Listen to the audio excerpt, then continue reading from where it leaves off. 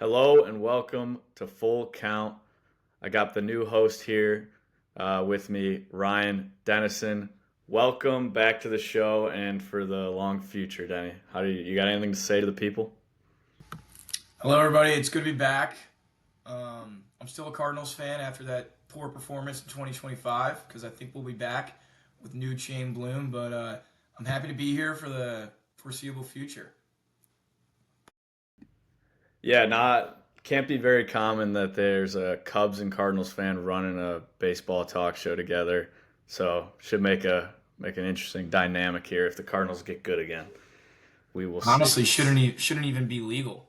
Like we hate each other when it comes to baseball, but we're coming here putting the differences aside and we're talking. Yeah, exactly. Well, today we're just going to talk about a World Series preview. At the end, we'll get into some regular season awards. We will talk about the postseason awards as well. But we're basically just going to give you our predictions going into this World Series. Blue Jays, Dodgers. Blue Jays did it in crazy fashion. The Dodgers acted like they just won a regular season game when they advanced to the World Series. But I'm excited. I think it's going to be a cool matchup. The West Coast Dodgers games are going to suck. It's going to be a little late, but at least it's not Dodgers Mariners because that would have been pretty bad for the sport. All the people on the East would never watch the games, or they'd be up till 2 a.m. So I'm excited for it. The first two games are in Toronto. Denny, what do you think about those first two? So I got that's going to be a split. Either Dodgers take game one and Blue Jays take game two, or Blue Jays take game one and Dodgers take game two. So I believe that'll be a split just because Dodgers are going there with Snell and Yamamoto. And we know that how hot the Blue Jays offense is with Vlad hitting like 450 already in 11 games throughout this postseason. But Snell has under a 1 ERA this postseason. Yamamoto, I think, just a little over a 1. So I think pitching is going to come down to this series. And yeah, they're going to split the first two games in Toronto. Yeah, I actually have the same thing. I'm going to say game one goes to LA, and with Blake Snell, he's untouchable this entire postseason. So game one to LA, and I got game two to Toronto, going to Los Angeles, which I don't know who they'll pitch. I'm assuming we'll see Shohei and I don't know, maybe Glass now. We'll see. But those games at LA are going to be really tough to win for the Blue Jays. We will see. I just want to talk about right now, though, just for a second. Shohei's performance, do you think that's the greatest sports performance you've seen in your lifetime? Just in a single game? Yes, that was insane. I mean, hitting three bombs and pitching. How many strikeouts he had? 10? That's insane. He he's the best baseball player now in my book ever. Sorry, all you Ruth fans and whoever. Yeah, no, it's insane. It's just like greatness right in front of us. And we're lucky enough to have Aaron Judge as well, who, when it's all said and done, might go down as the greatest right-handed hitter of all time. Not greatest hitter, but greatest right-handed hitter of all time. Um, it's pretty cool what we're getting to watch. But yeah, Shohei, what he did, I, I was telling my roommates, I'm like, this is unreal. And they're Shohei haters, and even they were like, okay, this is nuts. Like, it's just incredible. I can 3 for 3 with 3 homers and 10 strikeouts, 6 shutout. Like again in the playoffs too. Like in the biggest stage possible against the Brewers, who were a top offense in the league, just shut them down. And they don't strike out a lot, and he struck them out 10 times. So yeah, I just wanted to touch on that because that's insane. And I think he'll be throwing Game Three in LA. So now that leads us back to the predictions. Game three and four, Denny. What do you think? I think the Dodgers are getting both. Just, I mean, you got Teoscar Hernandez, Freddie Freeman, Tommy Edman, who can put the ball in play, Shohei, Mookie Betts. There's just too much offense, and I don't think that the Toronto Blue Jays pitching is deep enough to put up a fighting chance in Game Three and Four. Yeah, I mean, Gossman, I think, is going to get rocked by the Dodgers. Again, we don't know what games people are throwing. That Savage kid though, from Toronto, he's got stuff, and he's just been kind of somewhat magical in this postseason. I think he could win them a game, but maybe he'll be pitching at home. I don't know yet. But I think if he pitches on the road, Blue Jays get one of those, and it's 2-2. Or there's 3 games in LA. So, all right, I'm gonna say Blue Jays are down 2-3, leaving LA and going back to Toronto for the last two. Just I because. have I Go ahead. think all three of those games in LA are going to the Dodgers, and Dodgers are going to win it in front of their home fans, 4-1. 5 game series. Yeah, I mean, I don't know. I hope so, in the sense of I don't hope the Dodgers win, but I like when the home team wins at home. Like I hate when they win the World Series and they're at the away ballpark. Like I want to see some fan energy. I want to see the place go wild. So if the Dodgers do win it, I hope they do it in 5 games or less. Um, but I think Toronto at least will extend it to 6. That they're going to get Bo Bichette back here in a second. That's another guy. I mean, during the regular season, he hit 311, second best in the MLB. Had the second most hits in the MLB, 840 OPS. He almost had 20 homers. Like that's a big bat you're adding to the lineup, which I think is kind of exciting. So now they're big three. You're looking at Bo, you're looking at Vladdy, and you're looking at George Springer, who all hit 300 during the regular season, hitting 20 bombs or more. So really, that's just like crazy 1, 2, 3, and I think it goes right up there with Shohei Mookie Freddie. Not as much experience as Shohei Mookie Freddie, but they have this talent, they have the skill. So I do think they'll extend it to 6 games. But like you said, their pitching needs to show up. But the Dodgers bullpen has been bad all year, and I think it's about time that it explodes in the World Series for at least 1 or 2 games. It's got to fall apart. So we'll see though. Another part of my reasoning, the Blue Jays just played a 7 game series, and then they got to turn around and come and play on Friday. They used so much pitching. I think that's part of the reason why the Mariners lost that series because when they played the Tigers, they had to use so much pitching. And I mean, we saw Kirby not pitch as well, Gilbert not pitch as well in the ALCS, and now the same thing's going to happen to them in the World Series. The Dodgers have so much rest on their pitching staff, and they're just going to ball out while Gosman's pitched a crap ton in the past week.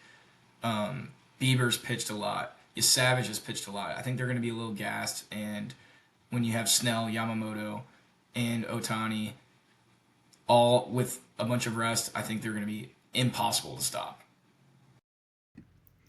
Yeah, I mean the thing with the Dodgers is they have so much pitching depth that became healthy right before the playoffs. Like throwing Roki Sasaki as your closer is just kind of crazy. Um, and even like I mean Kershaw's in their bullpen. I don't think they'll ever use him, but just like guys like that, they turn starting pitchers into relievers for the postseason, and it's nuts.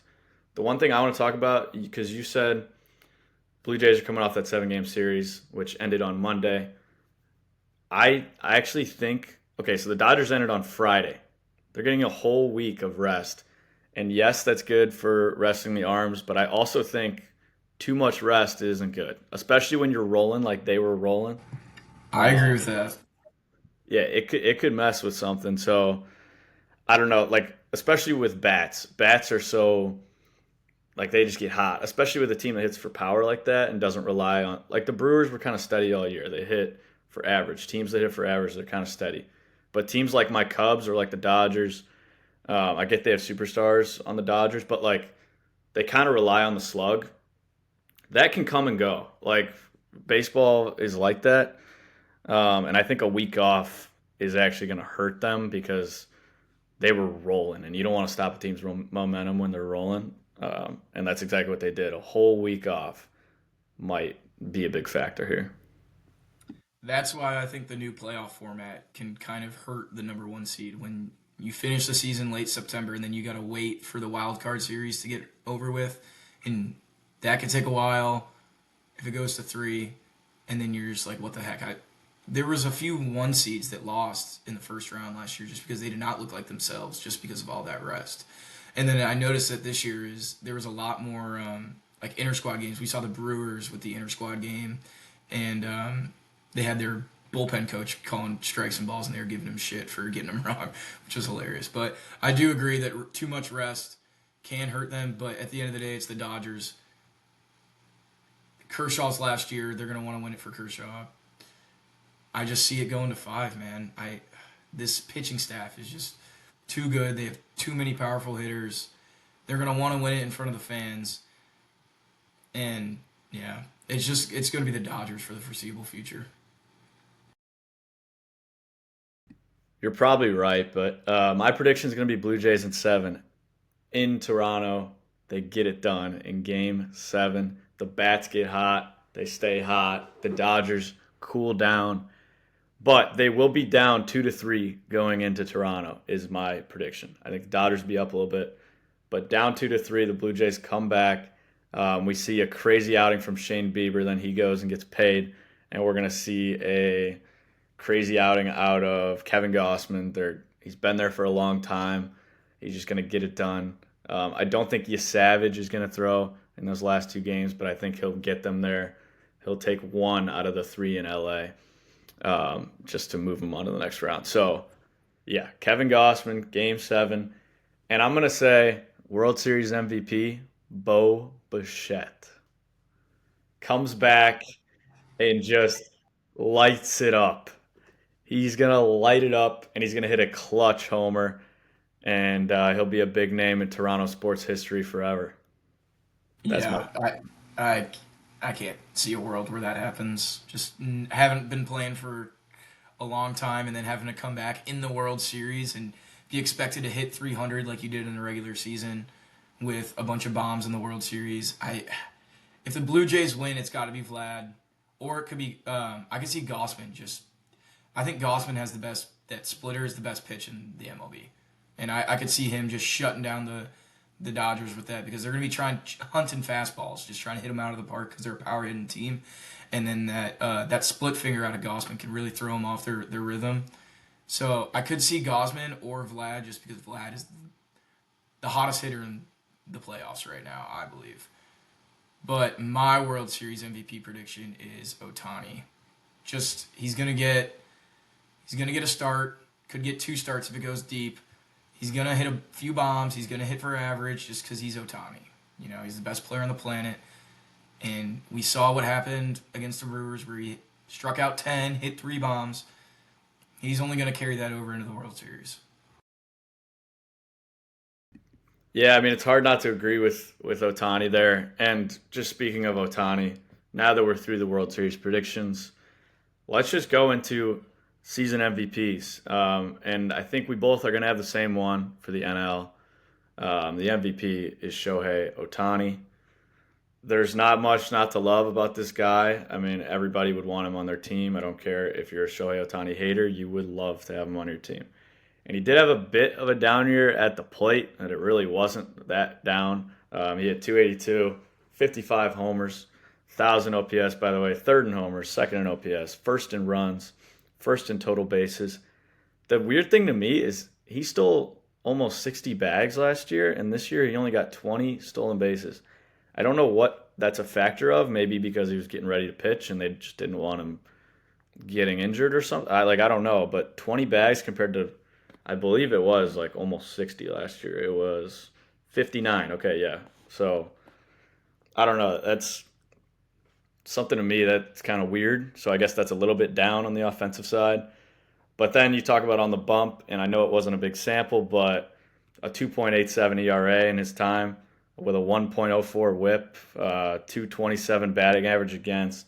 He did that in 47 innings. So like I said, small sample, but he's the clear MVP for me.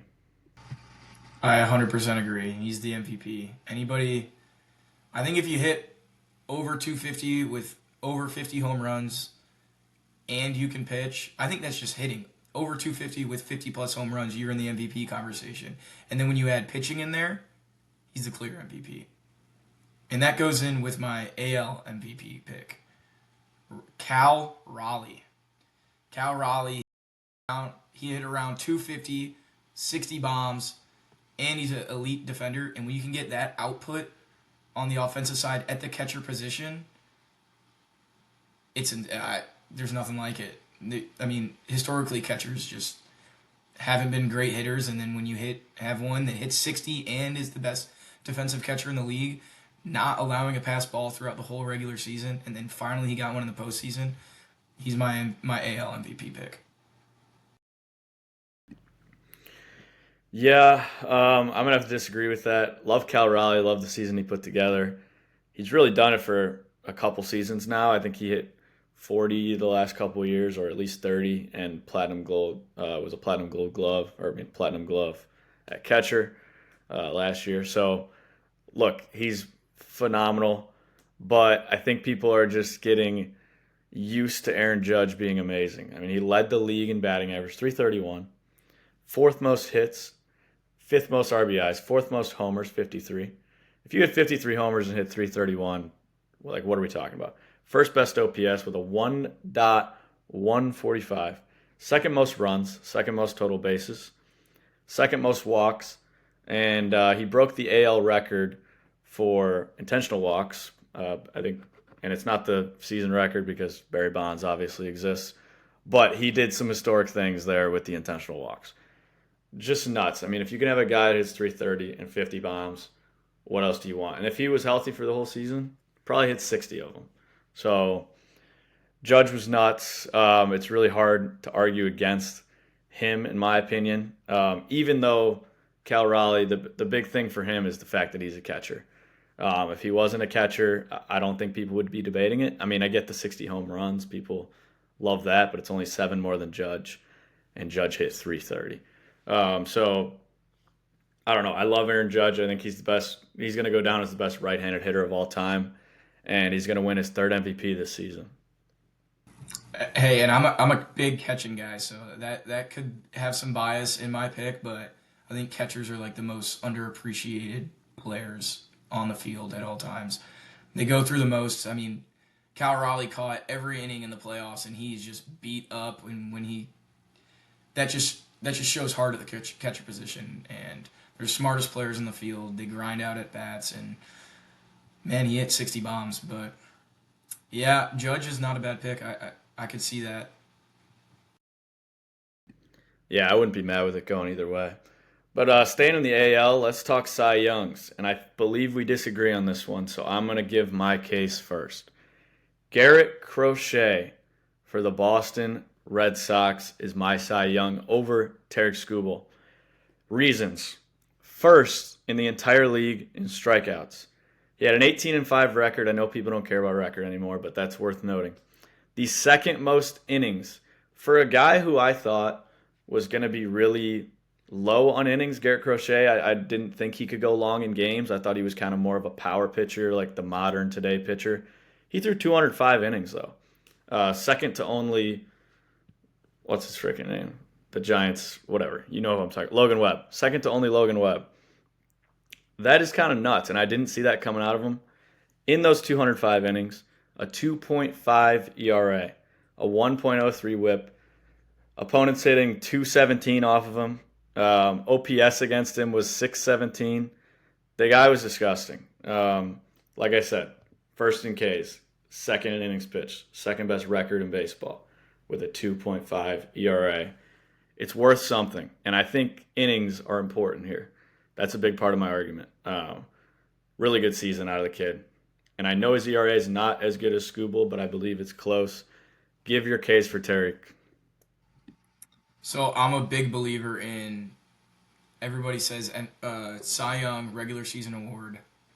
It is just so hard not to think about that wild card game against the Guardians. Scooble pitched, and watching that, and then looking at his stats of a 2 ERA 2.0. Yeah, and then I think behind Kevin Gosman, he has the second best pitch in the league in that changeup, and I just think that he is that good. And Garrett Crochet, yeah, great pitcher. I'm a big Chicago White Sox guy. They're my second team. I love that leg kick, but I think it just ERA is the most. I think is the most important pitching stat clearly, and I mean I think it just comes down to it. And then watching that Guardians game, it's a regular season award, but I'd be lying if I said I didn't think about that when I made my case. Well, what was Scooble's ERA again?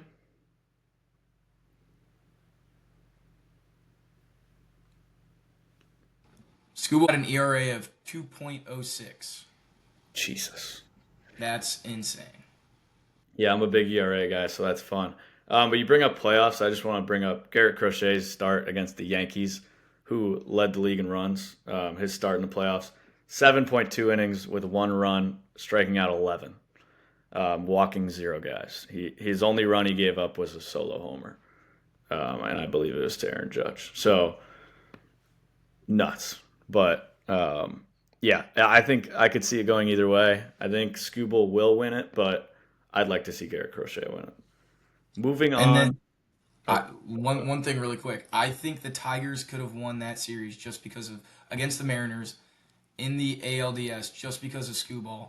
He had no run support and he pitched his butt off. Like he was out there grinding every pitch, throwing different pitches at hitters, just trying to get something different. And if he got a little bit of run support, I think we would have saw the Tigers versus the Blue Jays in the ALCS. But now it's a different story. But yeah, just that's postseason, so we shouldn't really even be thinking about it. But I mean, it's hard to ignore it. Yeah, no, it's hard to ignore, and I think it matters to an extent. But let's stay in the AL and talking about the AL Rookie of the Year, which we both agree on, and we're both really excited about the future of this A's team. Let's talk about Nick Kurtz. I mean, the dude had a monster season, hitting 290, 36 home runs with 1,000 OPS.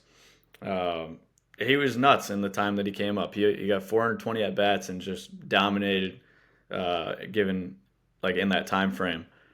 He's not going to steal bags. He's not going to do anything other than rake, and that's all you need to do. He rakes. He just destroys the baseball. I believe he had like a 4 homer game earlier in the year or something crazy. So yeah, monster year out of the guy. The future of this A's team when they get to Vegas, they're going to be so exciting, and I think it's going to be great for baseball to have that new city kind of just getting into the game and just loving the game. So I don't know. What do you think about Nick Kurtz?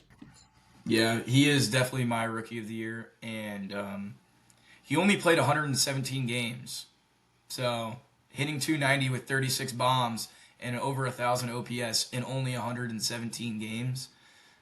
I can't wait till I watch a full season of this guy because I think he should be in the MVP conversations in the future. I think he will be. 290, 36 bombs, over 1,000 OPS in 117 games. I just can't get over that. That's insane. And then you got Jacob Wilson at shortstop. Guy just hits for average, barely strikes out. And I agree. When they move to Vegas, big market, they're just only going to get better, and it's just going to be the A's in the future. Yeah, Brent Rooker, Lawrence Butler. They got Tyler Soderstrom had a good year. Shea Langoliers, their catcher, monster season, I believe, and he's done it for a couple of years now. Like they have guys. Yeah, Shea Langoliers. This guy, by the way, talk about slept on.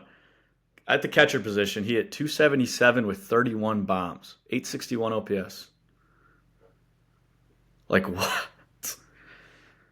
People need to talk about him more. And then obviously Brent Rooker's been having monster years. He hit 262, 30 homers as well. Tyler Soderstrom hit 25 homers, hitting 276. I mean, if they need pitching, we get that.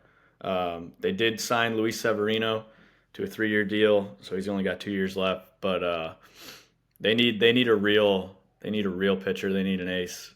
Trading Mason Miller doesn't help, but I'm sure they got some young prospects back that might be coming up. So the A's are going to be exciting for the future, and yeah, that's fun for baseball. Yeah, the pitching just needs to be addressed. All I know is like the only pitcher I could think of on their team is Luis Severino, and I don't even know who they could go out and get. Could that be like Pablo Lopez or who could that be? I don't even know. I believe Joe Ryan actually is a free agent. Maybe get him if they're willing to spend. That guy had a monster year for Minnesota. But let's go on to the NL whatever rookie of the year. My guy is Cade Horton. I bet on him at plus 5,000 earlier in this year. Got him at really good odds, and now I believe he's the favorite. Cade Horton had a monster season. Dealt with some injuries.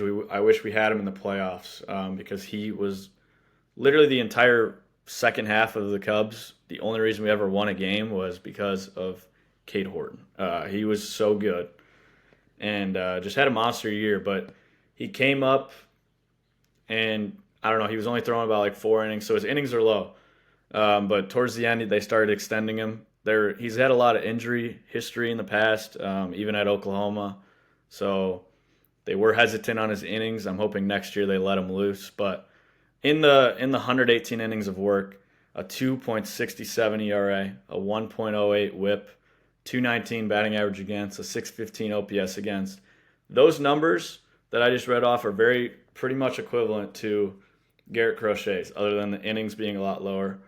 He was 11-4 on the win loss, but like these outings at the end of the year, he was consistently going 6 innings, 0 runs, 5 1 run, 6 1 run. Like he was just dominating every team, and I think he has electric stuff. He touches 98. He's got a little. His fastball has a lot of cut to it. It's funky. Maybe that's what leads to his injuries. The fact that he throws a cut fastball, but yeah, he's a dog. I love Cade Horton, and the NL Rookie of the Year race is not as good as the AL one in terms of like their ceiling of player. Like they had Nick Kurtz and Roman Anthony in the AL, who would definitely win the NL either way. But I think out of the group given, Cade Horton would be my pick. I can't go with a Cubs player right now, so I'm gonna go with Drake Baldwin on the Atlanta Braves. Um, Catcher, hitting 275, 19 bombs. So I mean, I just catcher bias again with the Cal Raleigh pick. I'm here with the NL Rookie of the Year, taking Drake Baldwin. Just if you can go behind the plate, get beat up all game, and still be find a way to hit 275 with 20 bombs, yeah, I don't know. It's just hard to think past that. But I do think Cade Horton. I mean, that ERA was great. Whip over a little over 1 is great, and I do think he'll be a good pitcher. But I think Drake Baldwin could be a better addition to the Braves team than Cade Horton will be to the Cubs in the future. That's talking. Yeah, fair enough. I don't hate the take. But let's talk about the NL Cy Young, who we definitely have the same take, and I'm sure all of the MLB fans have the same take. It's Paul Skeens. There's no other option. His ERA was below 2, folks. 1.97 on the season. Fourth most Ks in the league. His whip was below 1. His batting average against was below 200. His OPS against was below 600. 558. He also threw 187 innings, 10th in the league, and only gave up 11 homers the entire season. Pretty nuts, and the Pirates don't give him any run support. His win-loss was 10-10. Um, yeah, I mean, he was nuts. He really only had one or two bad outings all year, and it was against the Brewers and the Cubs, which are really good offenses. Um, but even in those games, like the Cubs one, for example, he didn't make it 4 innings, but he still struck out 6 guys and gave up 3 runs. So like that's not the end of the world for the worst outing of the year. And his ERA was below 2. So that's all you really need to say. He was nuts. He's the future of pitching. He might win 5 more Cy Youngs. It's nuts. Hopefully he doesn't get injured. Yeah, it's kind of embarrassing that he went 10-10, just because that just shows you how bad that Pirates offense is. And if I was him, I would be trying to get out of Pittsburgh in a heartbeat because he's dominating the NL Central and he gets nothing from his team. And that 1.9 ERA, .95 WHIP, that's insane. Throws can hit 103 on the gun. Dates Livy Dunn. Yeah, he's the Cy Young of the NL. That's for certain. Yeah, I agree. I think that covers everything for this. We will be the next episode. I believe will be after the World Series. We'll recap it and we'll kind of talk about the whole season, everything we loved, everything we hated. Maybe talk a little bit ABS for next year. We'll see. But yeah, excited for these future episodes. Now that we have Denny here, it's going to make it a lot better than me just talking solo to the camera. So this is a lot better. Yeah, and we hope you guys enjoy. Catch you next week.